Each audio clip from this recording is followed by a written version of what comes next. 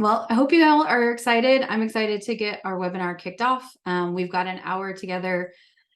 Definitely want to use the time to get through the material, but of course, if you have any questions or anything, come off mute or raise your hand and I'll be sure to answer them. This is a kind of like a tight-knit group of folks, so either customers or people who have experience using Kubit. So this is not going to be like a Kubit training on retention. This is much more about sort of the theory and best practices when it comes to measuring and understanding it. Oh, so let's get started.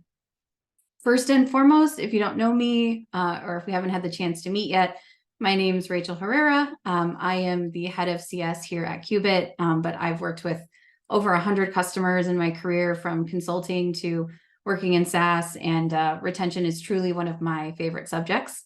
So I enjoy talking about it, and thank you all for joining us. I live in Texas right now with my family. It's my husband and daughter. And I've been in analytics for 13 years. So I not only love helping customers, but I just also love looking and working in data. So our agenda for the day, what are we going to cover?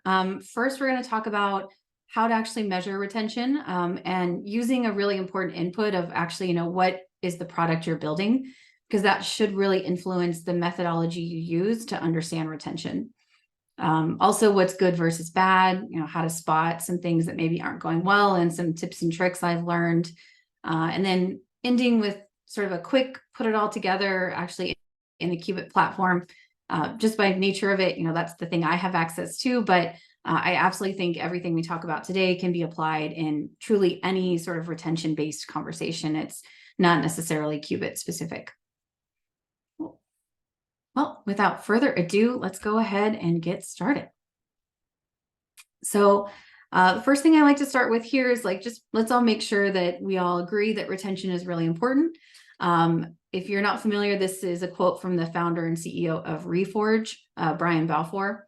He's really well known in sort of the product and growth circles, and Reforge is actually a wonderful program that you can apply to and get sort of top level product management certification through. So if that's something you're interested in looking at, I cannot recommend Reforge enough. But what Brian says is, if your retention is poor, then nothing else matters. And that couldn't be more true, because no matter the product you build, the great features you put into it, the incredible pricing strategy, if people aren't coming back and using it at the interval of time that you expect, then really nothing else matters. So that's why I always like to ask when I first meet a customer or talk to a team, understanding how are you guys thinking about or measuring retention? And what even is retention? Let's just baseline there, make sure we're all speaking the same language.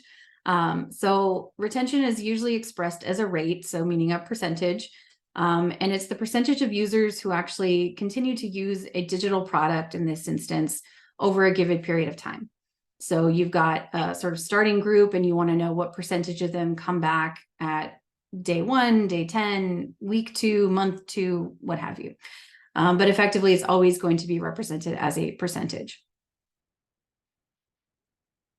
And oftentimes how you'll see it manifest in data and visualizations is two primary ways. One of them is sort of called like a triangle chart. It's essentially an upside down triangle, which you can see right here. You've got the days across the top, and then the various cohort dates or segments of users along the left-hand side. And it eventually sort of whittles down into a single point.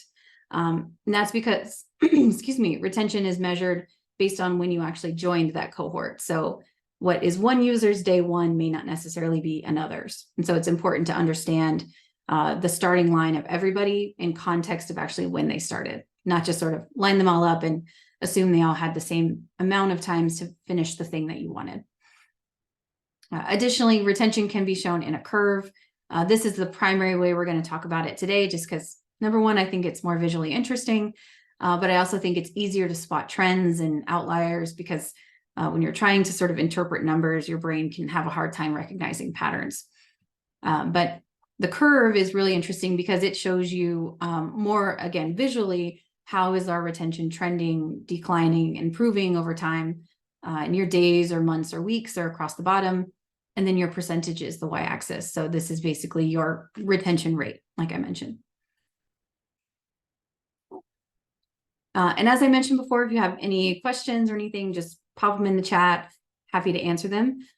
Before we move on, I want to ask this group if you can like put it in the chat, or if you can use an emoji, like, what do you feel about retention? Does it get you excited? Is it confusing? Is it frustrating? Is it an enigma? Like, I'd love to just sort of understand, like, where are you at personally with sort of your feeling or your attitude toward retention?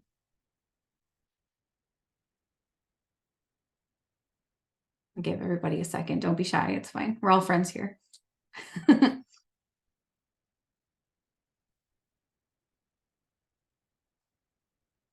Nobody, y'all, I'm gonna make somebody talk. Maybe like thumbs up, or like a face with like the mad emoji. I don't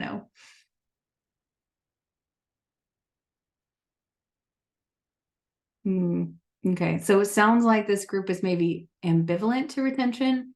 Oh, okay. Kashif has a heart, retention and looking forward to strategies. Awesome. So we love retention over at Influence Mobile. Okay, finding baseline. Okay, so that's like a big important thing. Awesome. Thanks, Stephen. Anyone else? Okay, we'll go with those two, because I imagine maybe a lot of folks on the call feel similarly. Like, we like it, but we want to learn how to do it better. We want to learn how to improve our skill set there, right? Cool. So that takes us into sort of the first section of today's talk, is just simply, what are the ways that you can even measure retention? And more importantly, how can you make those tie to your product goals? Because there are a lot of different types of retention, but I mean, at the highest level, so just like boiling it down to first principles, you're really doing two things. You're either measuring the retention of a specific cohort of users, so new versus existing users, paying versus not paying, users who are in a particular experiment or A/B test, just segmenting out and saying, I only want to understand the retention, or I want to measure retention against these two cohorts over a period of time. The other way is simply just sort of looking at your entire customer base. Just give me everybody, and this is a great way to baseline or understand what is the mean or average retention rate that we're experiencing right now. And the retention can be based on several different types of events within your product. Oftentimes there are what we call critical events that you really care about, the event that sort of drives revenue for your business. So if you are, for example, a streaming media app, the likely critical event is actually streaming a song or completing a download or something like that. Whereas if you're more of an activity-based app and you want to make sure your end users are completing things in a specific sequence or at a specific cadence, you can have events like task completed or check-in completed to make sure that they're actually coming back and doing those critical events like I mentioned.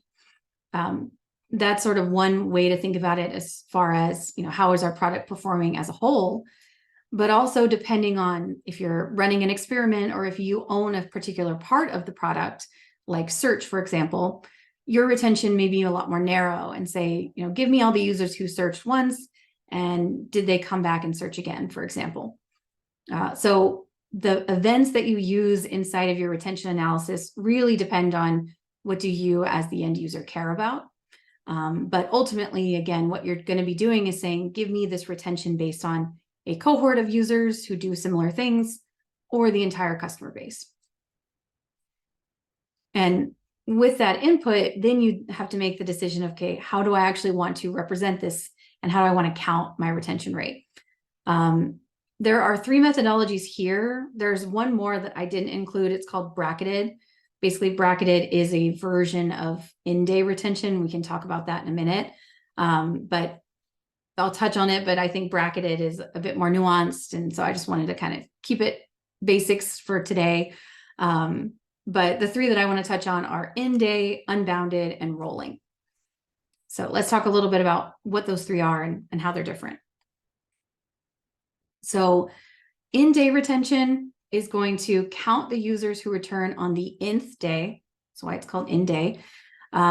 or specific days. So basically, it's really good for retention that could be potentially sporadic, or you actually want to know on the discrete days those users returned. So an example of that is, I join a platform, so I'm a new user on day 0, and I maybe return day 2, day 5, day 2, day 4, day 5, and day 7. I want to be counted as retained on those specific days.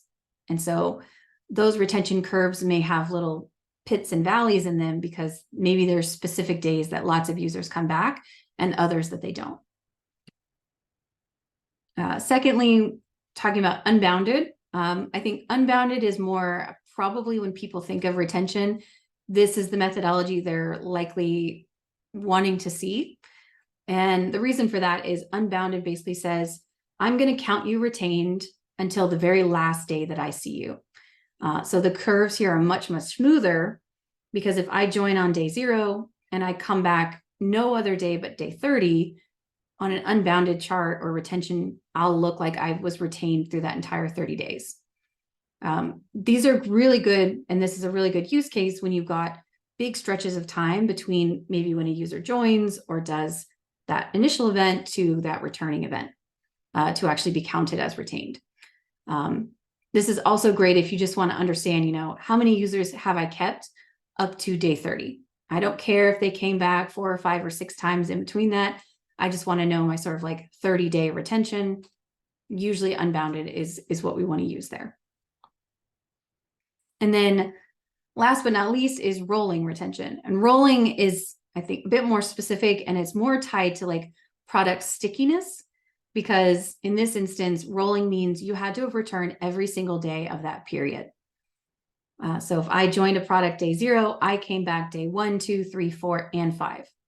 So really great if your product is something that a user is intended to come in at every single day, every single week, every single month, etc.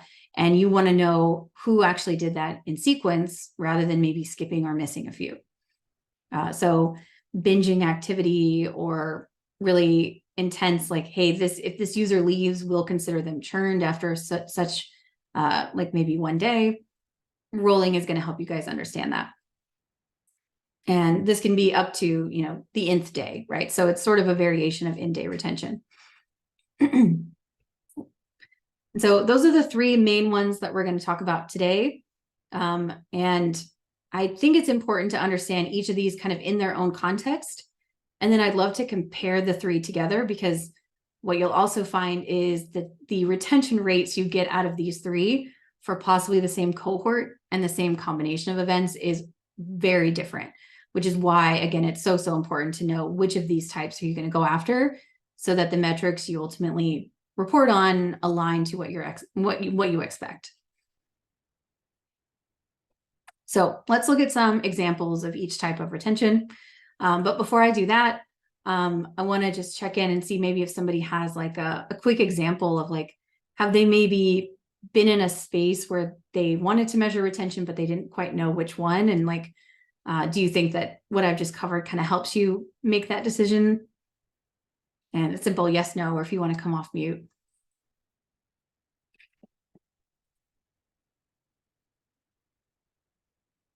So maybe like you were, okay, we got Sean giving a thumbs up. Okay, awesome. Love that. Yeah, because I also want to make sure you guys leave today with like actionable skills, right? So you can go in and start to make some of these decisions yourself as well. Great. So let's look at some examples. I think now we're going to get into the visual part of the presentation, right? So we're going to start with end day. So again, remember, end day is user came back on specific days in a period of time. And I don't think I explicitly mentioned this, but retention is usually looked at on a go forward time basis. So you'll pick your cohort of users and you'll say, when did they arrive, or when did they do sort of the first thing that I care about, like sign up for the service, stream their first video, complete their first task, download their first app, etc. And then what you're going to tell the retention charts are how far forward in time do you want to look to understand if they came back or not. And so all these examples, we're just going to pretend we're looking forward 14 days. And in in-day retention, which of those specific days did they come back? So really great use cases for in-day are, how often users return to download a new game, or how often new users return to check in their statuses or their health score or their activity tracker, or what days are most users churning from specific premium features, because the inverse of retained is churned, right? So in one chart, you can also understand not only who's returning, but also what percentage of users are not, which can also be really interesting. And so what a specific retention curve of an in-day retention for this example use case, this is dummy data. So, this fictitious product doesn't exist, but let's pretend we're all, product managers for this streaming application, right? We want to understand the retention of users who've purchased a subscription to them coming back and completing a stream, or simply completing watching something or listening to something. Because this is going to tell us, we know they purchased. If they continue streaming, we can assume that they are happy, healthy customers, and they're going to continue subscribing to our service, right? So over the 14 days of these users who joined during this particular week, what does our in-day retention look like? So we can see day 0, we have a nice drop off. So that means that maybe they purchased, but they didn't actually watch something in the very same day. And then usually you'll see the biggest decline or drop off is from day 0 to day 1. That's just how it goes. Usually you'll see a 20-30% drop off. But then from there, what you're really looking for is, does my line stay more or less flat? And like I mentioned before, in in-day, what you'll start to see is these little kind of bumps, meaning that a lot of people came back on their 6th day and their 7th day for whatever reason. We can go in and investigate a bit more about what they did on those particular days, but what I've gleaned from this is something happens on day 6 and day 7 where we get users to come back. Are we releasing new content on those days? Are we pushing out some sort of promotion or marketing materials, etc.? Yes, so in-day, yeah, more or less the classic retention rate. I think unbounded is probably honestly what folks mean. And in-day can mean like they're coming back on those discrete days. Unbounded is a bit more like, what's our overall 30-day? So really, again, it just depends on the context. And see, Sean asked, in what scenario would day 0 not be 100? So actually quite a few. So if your starting and returning event are not the same thing, or maybe they're not something that user happened to do on the very same day, your day 0 can be less than 100. So in our example here, we had 100 people purchase a subscription, but only 60 of them actually came back on that very same day to start to stream something. Now, that doesn't mean that we've lost them entirely. They could have just simply come back on day 1 or day 2 or day 3. But that's why sometimes you'll see a day 0 not equal to 100. I will say, if it's a starting and return event that sort of just, there is no reason for it not to be nearly 100. It most of the time is. This is just, sample dummy data. So it doesn't really represent user behavior very well. But yeah, hopefully that answers your question. Cool. So this is what we're thinking about when we talk about in-day retention. Like I said, more or less smooth, but you get those little wibbles and wobbles, very technical term, because you're, again, counting the discrete day that those users came back. In contrast, and kind of back to like sort of that more traditional retention, if we talk about unbounded, now we can ask questions like, what is our new user day 7 retention rate? Because in unbounded, we're going to be able to count everybody who returned on day 7 or later as retained. We're not being as strict as saying you had to come back on exactly your day 7. Because if a user didn't come back on their exact day 7, but they came on their day 8, that's still great. We still should count them as at least 7 days retained, depending on how your business wants to represent it, right? Or, how often does a new user return to complete a new task? We don't not necessarily want to care about this discrete day, but we want to know at least how long does it take them to come back and do that. or more blanket, what is our 30-day retention as sort of a baseline, right? Because again, user came back on day 31, we can still count them. And so what you'll see in Unbounded is actually a lot smoother and more steady of a curve downward, because remember, if I came back on day 5, 6, and 7, I'm counted in day 7 all the way back up to my day 0. So you don't see that substantial day 1 drop off, because those users maybe came back on day 2, 3, 4, 5, etc. And so they're being sort of like backfilled and back counted into those previous days. And so if I look at my day 14, this means that you had to have at least made it all the way to day 14 and beyond to be counted. So that's a lot of words and whatnot. I wonder, are there any questions or anything I can kind of help clarify about like in-day versus unbounded and the trade-offs there?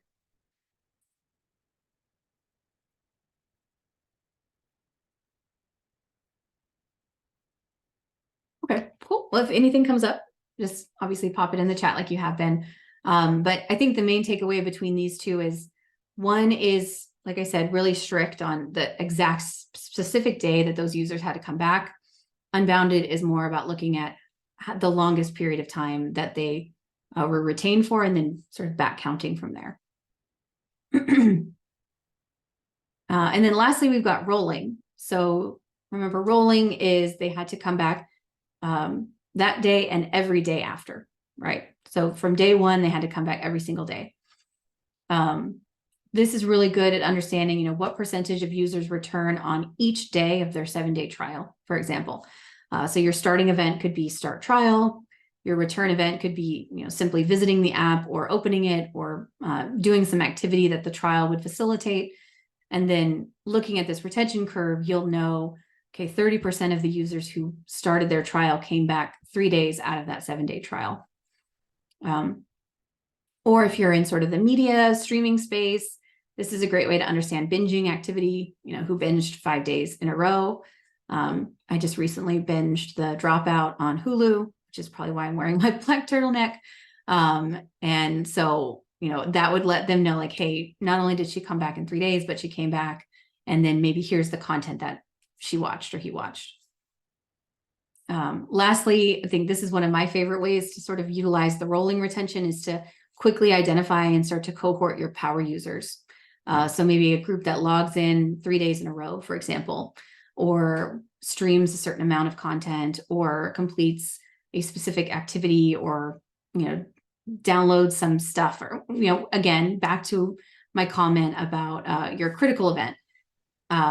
Rolling retention is going to tell you who really loves your product and maybe lead you down a path of understanding what else do they do and how can you make the rest of your user base look like them, right? And so when we look at rolling retention, and again, all of these are the exact same parameters: purchase subscription to stream completed for the same period of time. We see that massive drop off from day 1, and then even a further from day 1 to day 7, because now we're losing users because they're not coming day after day after day. And we get all the way down to day 14.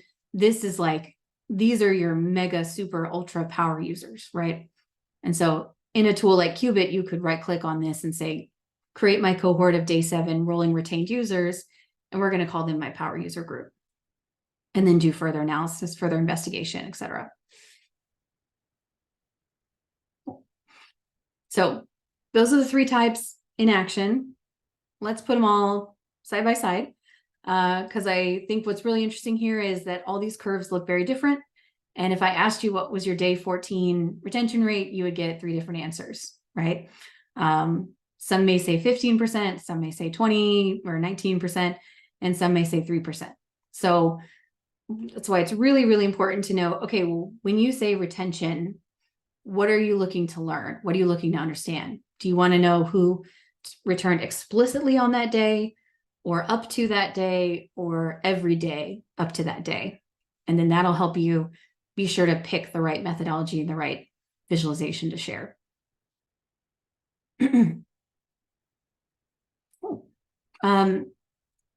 This other question for this group, like, have you ever, when you look at something like this, what are some of the things that kind of jump out to you? Because I mentioned a few that jump out to me, specifically like sort of the day 14 retention rate. Anything else? Let's see, we do have a question as well. So in-day and rolling retention charts will be static at any given point in time, but unbounded can change over time. Yeah, that's a great point. For that particular cohort, as long as the time period that you're looking forward to isn't completed yet, unbounded may change. However, if your cohort has maybe only had one day to actually come back, all three of these should change over time. So remember, if I mentioned that sort of upside down triangle, the newest users you're analyzing, so maybe users who joined last week, you're telling the chart or the retention graph, give them 14 days to come back and tell me what happened. But if they've only joined last week, they maybe only have 1 or 2 days of data yet. So it's also important to come back and check in and see how those newer groups are behaving now that you're giving them more and more time.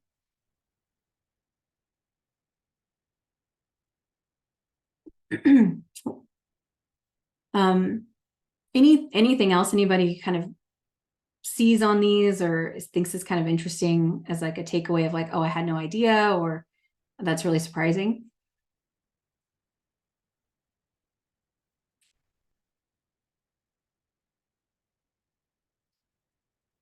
Maybe so, maybe not. Okay, that's all good. I think one thing, let's see, question from Megan. Can you explain the day 0 percentages in each chart again? Yeah, absolutely. So day 0 means that the user did the starting event, which in this case is purchase subscription, and then they came back and did stream completed in the very same period. So like same week, same month, same year, however you're measuring retention. And so it not being 100% means that not 100% of the users who purchased a subscription in the cohort that you're analyzing, so in this case, people who purchased between 516 and 520 came back and did a stream completed on their day 0 on the very same day. Hopefully that helps. And again, because of how we are measuring this retention, the day 0 can even look different, because on in day, they had to come the exact same day, excuse me, to be counted. But on unbounded, they could have come day 0 or any day following. And then on rolling, they had to come day 0 and then day 1 to be counted as retained. So that's why you're also seeing variations on what even is the day 0 retention of these groups. Cool. So armed with this knowledge, we sort of know the trade-offs, the differences between these three methodologies. Now, ideally, we're prepared to go in and say, okay, great. I figured out which one I want to use. I've got my cohort. I've got my events selected. Now, how do I know if this retention is good or bad? So let's wrap up here and say, okay, we know that how matters, right? You know, how you want to use it is going to be critical, and the appropriate methodology, right? But again, what is good or bad retention? When to sound the alarm and when to celebrate. So spotting retention trends, I've boiled it down to what I think are sort of the best, simplest takeaways. Good retention means your retention curve has flattened and it stays flat over a period of time. That's really good, because you can expect that day 0 to day 1 dip to be pretty substantial in most times. But then as it stays flat, that means that you're doing a really good job of getting the users back consistently. Bad retention is your curve never flattens and it just continues to sort of decline, and then eventually it goes down to 0. That means you have a leaky bucket. You're maybe good at acquiring those users, but you're not doing a great job of making sure they come back consistently. Maybe they just come back on day 2 or day 3 and then they never come back again. And so that's what we're looking for as far as like, is there something to be concerned about here?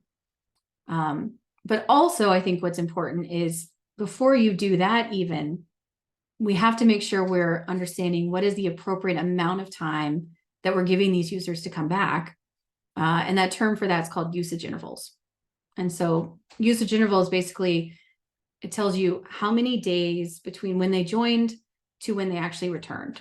So it's sort of a inverse look at the retention chart. And it tells you what percentage of your population who did come back came back on that specific day first. If that makes sense. So I'll get more into it, but basically I think these are great because they sort of act as like canaries in the coal mine. Because if your usage interval isn't correct, then your baselines are off. So checking your usage interval, making sure it aligns to not only what you think it should be, but what it actually is according to your data. And then using that as your baseline and input is just going to make you feel a lot more confident about the decisions you're making off of that retention chart. And so when I say retention, or excuse me, usage interval, in Kubit, we have a visualization where you can do this, but basically what it's showing you is here are the users. This line represents percentage of users. Along the bottom is how many days before they came back. So and this is the first instance of them returning. It's not, what's their average day 7, it's how long did it take them to first come back into the product. And then this percentage is the percentage of users, right? So on day 2, less than 2% of users had returned by then for their first time back, day 5, et cetera. And eventually what you'll start to see is sort of a bend in that curve, which means that this curve starts to flatten, and that's your kind of average, your baseline usage interval, meaning above sort of this 45 to 60%-ish range means that a good majority of your users are coming back within that period of time. And that should be the time period you use to measure your retention. And so we'll get into that here in a second. But basically, the thing I want you guys to be mindful of is when you're looking at usage intervals is to look for that sort of bend or that inflection point, right? And so with this one I've created here, if you remember, I was looking at my retention daily in the previous examples. Again, it's all same parameters. But seeing this, where our inflection point is, where that sort of bend is, it's more around day 7, which means that most of our users aren't coming back until the 7th day. And if you remember, we had those little bumps in our usage, right? One of those bumps was on day 7. So now it's all starting to sort of click together. The big question should be asked here is daily even the right metric? Because the data is telling me that it takes people about 7 days to come back into the product. Me measuring daily retention is probably not fair. And it's also going to give me maybe false negatives about how bad or how good our retention is. And so maybe weekly is actually what we should be doing here. But again, this all needs to tie back to what was the product designed for. If I built a product that was meant to have people come in daily and they're only coming in the 7th day after they sign up or they purchase a subscription, that's a problem in my product. I shouldn't fit the retention to solve for maybe a gap in sort of that product market fit, right? So all of these things need to come into context and come into play when you're looking at how to actually know if my retention is good or bad, right? And so with this knowledge of usage intervals, knowing that sort of my fake product here has about a 7-day return rate. So it takes them at least 7 days to come back for their first time on average. And assuming that my product is supposed to be something you come back on weekly, then let's sort of look at how I would determine if this is actually the best route to go in, right? And so, excuse me, so my retention intervals are now the next decision I need to make. Again, based on, if I go back to, there we go. So if I go back here, I've decided day 7. Now I need to know, how do I want to represent that retention as far as, the intervals of time that I give those users to come back.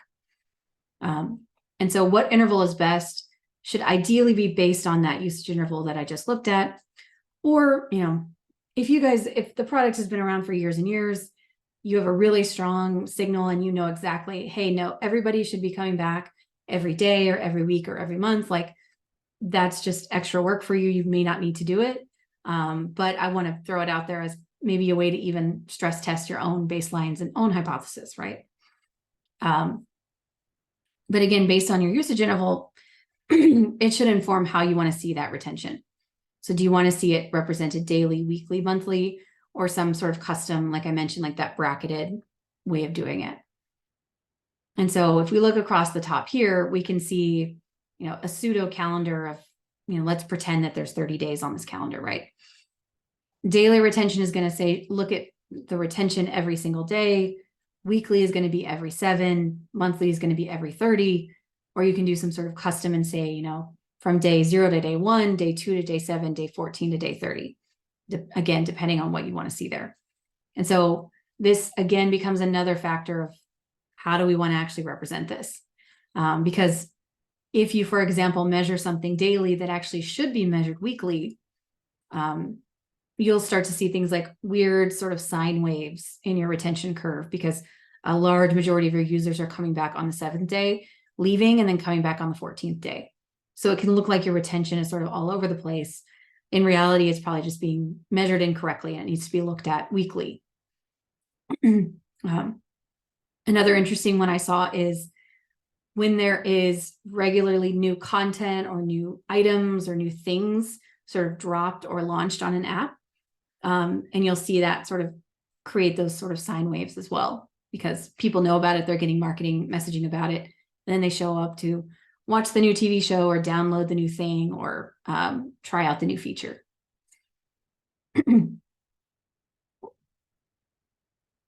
So we talked about retention intervals, usage intervals, all of that good stuff. So let's sort of put it all together and look at an example. So this example is I work for this fictitious streaming app and I want to understand my day 1 retention of users who started a trial to streaming something based on the platform that they're using. So are they iOS or Android? I've built my simple retention chart here. I'm looking at it daily because my question is around day 1. So I have to look at it daily. And I can also, and another important thing when it comes to baselining is including this sort of overall toggle. So at least in Kubit specifically, there's a switch, and I'll show you guys when we get into the product, but just in general, if you're going to break down something, if you're going to look at a subset of something, it's always good to also understand the overall or the baseline, because if you're not doing better than that, then it doesn't really matter, right? Your baselines need to be the thing that you're sort of measuring against ideally. But in this case, we're looking at our cohort of users who started a trial to starting to stream something.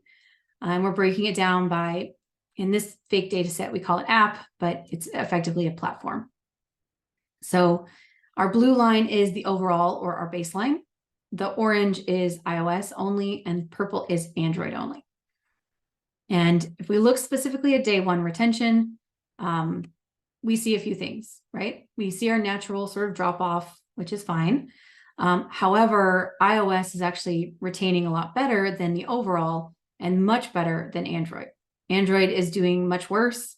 And this is now a signal to me as a maybe product owner or an analyst to go and say, hey, what's going on with Android? Are we seeing errors?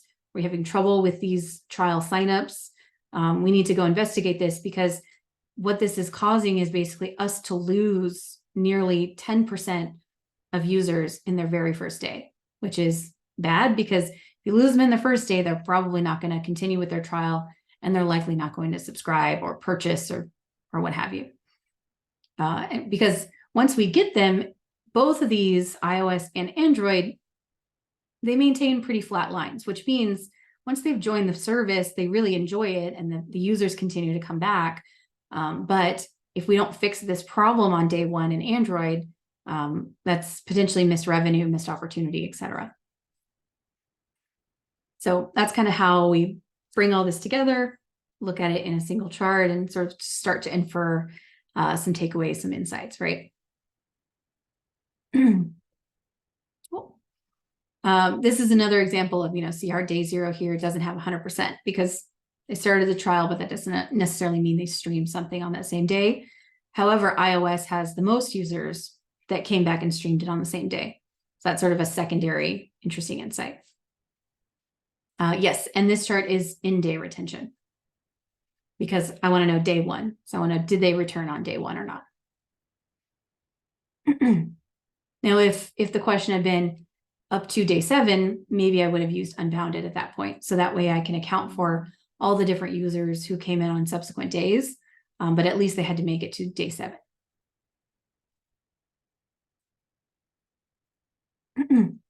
Great. So wrapping up that last bit there, the when part of it matters. When are they expected to come back? And when are you expecting to sort of count and measure them as retained? So ensuring that you're measuring the correct intervals so that you can spot that good versus bad retention, right? Our last bit here is actually walking through 2 examples in Kubit just to, again, show you guys how you can actually ideally start to do some of this stuff today, directly after this webinar, if you feel so inclined. But before I do, I just want to pause and, make sure if there's any other questions or points of clarification about retention methodology, measurement, et cetera, that I'm happy to answer. Otherwise, we can dive into the platform. Let's see, Sean asks, does Kubit's retention calculation automatically take into consideration not to include a user in the day 7 calc if the user hasn't existed for 7 days?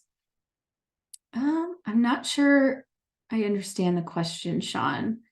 I can explain. Okay. So you were saying like day 0, they're going to have whatever their start event, and if they did the follow-up event, then they would be counted as day 0.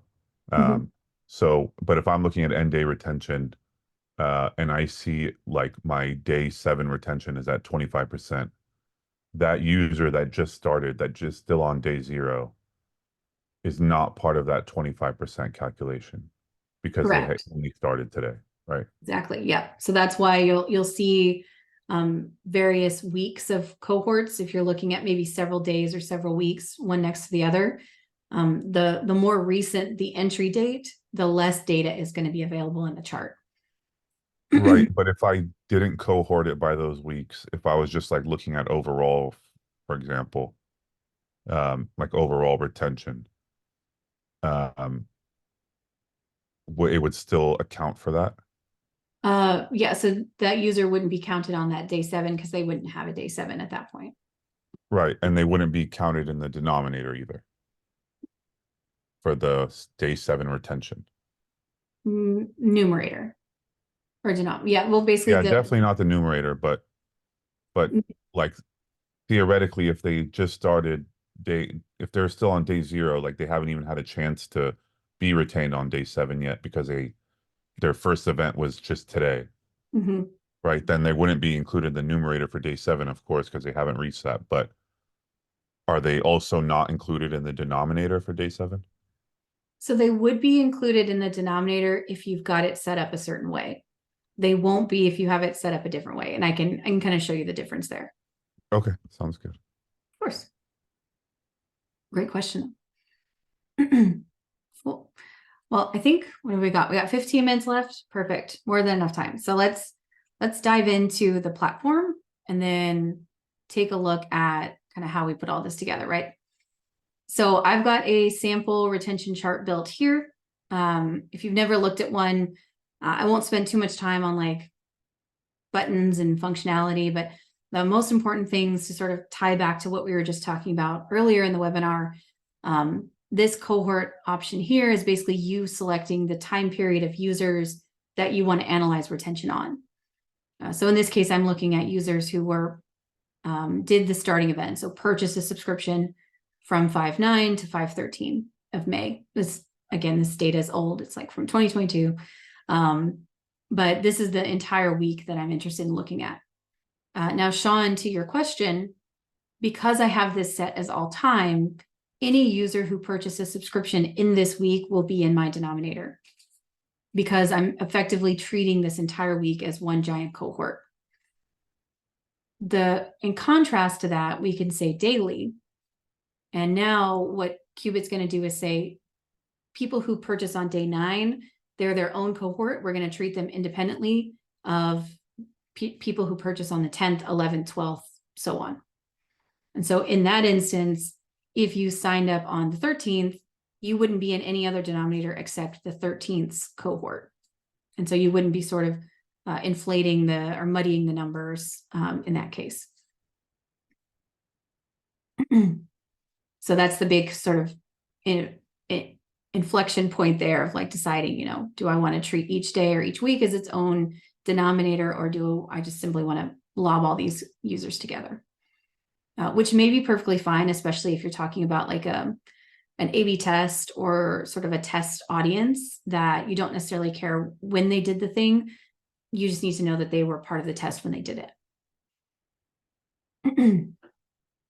But additionally, starting events, we talked about what's the thing that's going to sort of qualify them to be counted as a user in this retention analysis, and then the returning event. What are we looking to see that they come back and do frequently?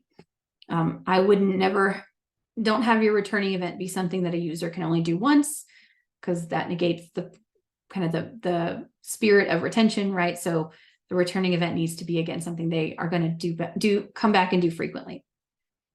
And then lastly, we're looking, this is the look forward. So how far forward in the days, months, weeks do we want to look at retention? So in this case, we're just looking forward 14 days. You can also look ahead weekly, monthly, etc.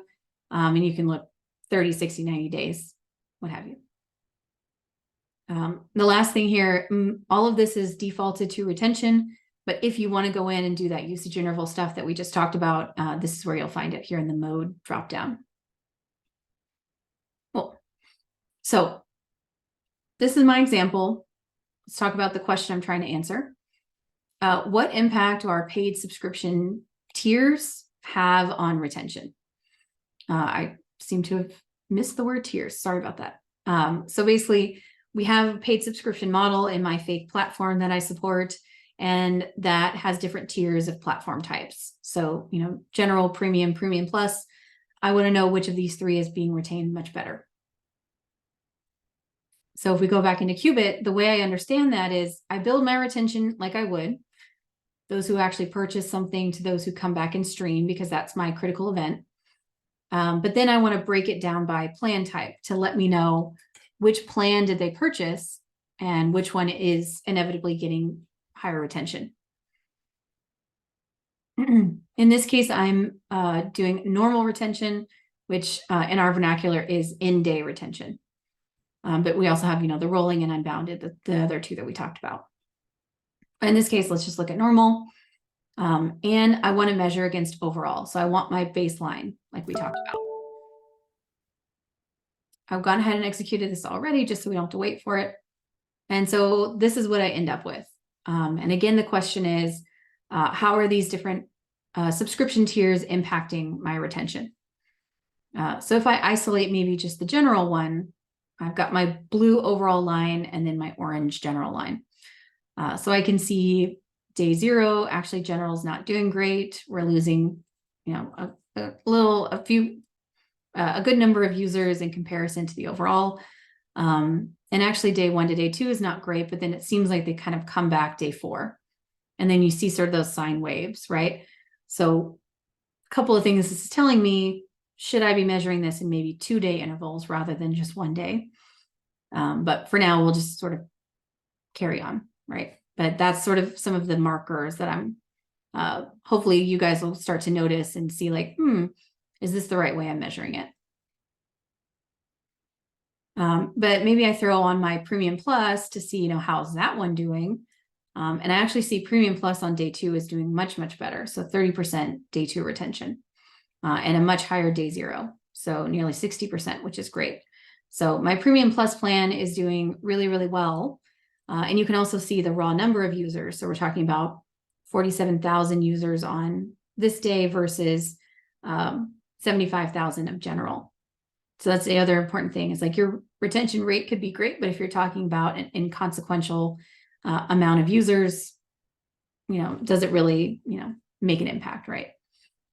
And then I can throw in my premium, which is actually not doing as well as the premium plus, which is interesting. And I can change it to my sort of upside down triangle to understand raw counts a little bit better. So if I look at my premium plus group here, about 143 users are being considered as a denominator in this retention analysis, but only 97,000 are on the premium plan.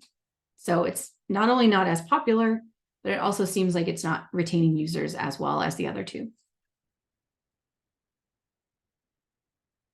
So back to my line chart here. I think what I would say, if I had the question asked of me of, how are our different tiers performing retention wise, I would say, hey, we probably need to take another look at our premium plan because it's not performing as well as premium plus, but it's actually cheaper. So I want to understand what features the premium plus has and how we can maybe, if we need to just kill that plan altogether or do some tweaking to make it a bit more appetizing for users, because not only is it a smaller number of people signing up for it, but they're also not very well retained as compared to the others after day one.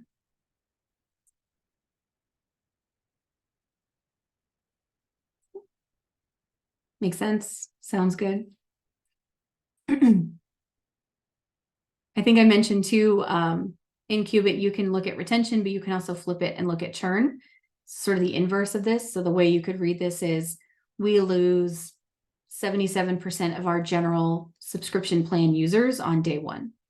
But remember, this is in day, so they could come back some other day, but that's kind of how you would interpret the churn chart. So if you want to measure it based on, how many are we losing, not necessarily how many are we retaining, you can do that here as well. And sort of take this a little bit further, plan type is one input that you can use here, just using a simple breakdown.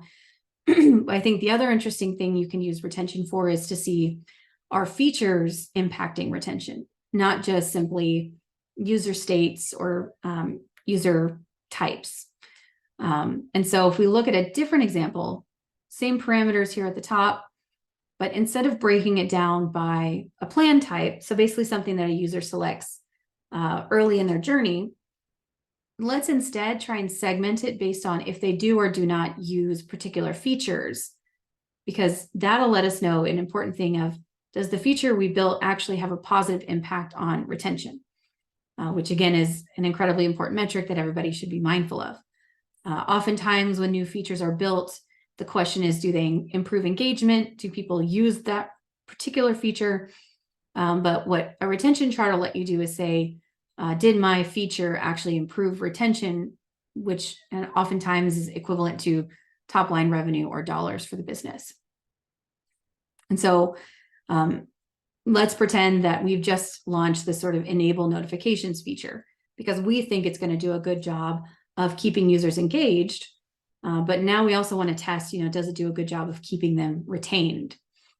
And so in Kubit, basically the way you would want to do that is create these two segments here. One of them is all the users who performed the enable notifications event equal to true, meaning they did it, against those who did not do it. So it's equal to false. So those who have and those who have not. And this will let us know how big are those audiences, but also are they being retained better? Before I show it, does anybody have a guess of like, do you think that enabling notifications would improve the retention in our fictitious product? Like pop in the chat, like yes, no, absolutely not. Okay, so Kashif thinks it will. Anybody else have a guess?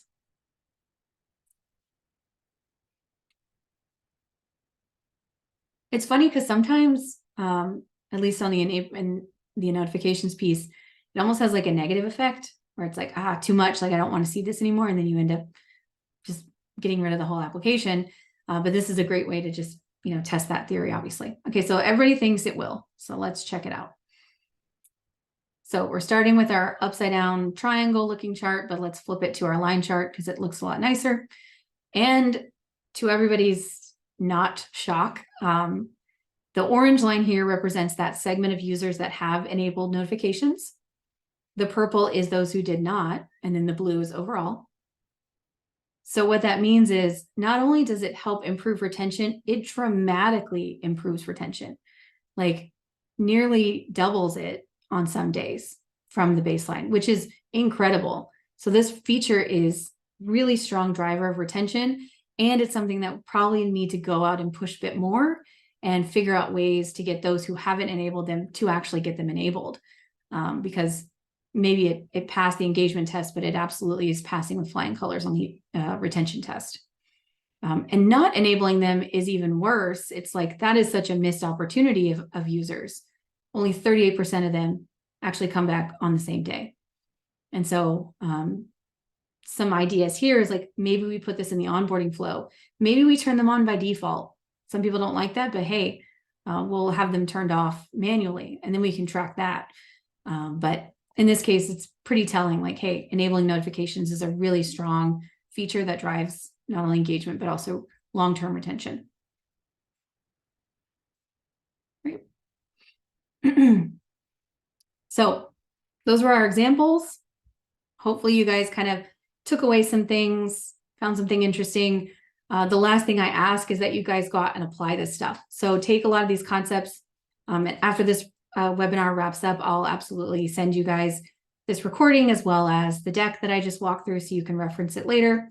But definitely challenge you to take the concepts and try and tackle some retention questions with your team.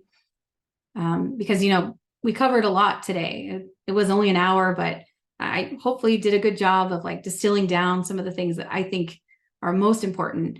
And it kind of comes down to these three, right? How matters, making sure you understand the type of retention you want to measure based on how your product is designed.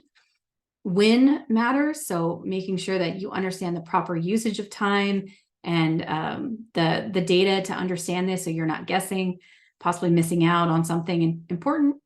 And then lastly, applying it. So go try to build a new retention chart, see what you come up with, reach out to me on Slack or in product on our intercom chat.